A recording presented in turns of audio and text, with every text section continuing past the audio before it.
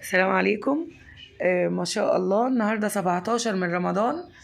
الله اكبر، فطار ل 30 اسره. امبارح كان الجمعه، النهارده السبت. امبارح كان الجمعه، ما كانش معايا فلوس اعمل خالص فطار. كنت زعلانه بصراحه، الفلوس اللي معايا ما كانتش تكمل. اليوم بيكلفني من 4500 ل 5000 جنيه، فراخ ومكرونه والتغليف، وطبعا انا هوريكم المنظر عندي عامل ازاي، مكركب ازاي.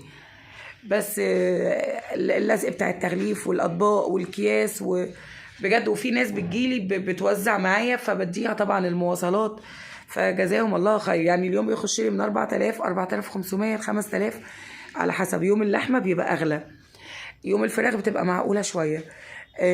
كيلو الفراخ في بقى ب85 وفي ب87 وفي ب84 على حسب يعني ما بجيب.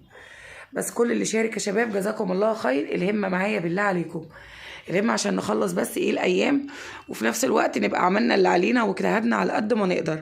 وفي نفس الوقت احنا بنفطر يوميا 120 فرد. عارف 120 فرد يعني ايه؟ يعني حاجة كتير قوي.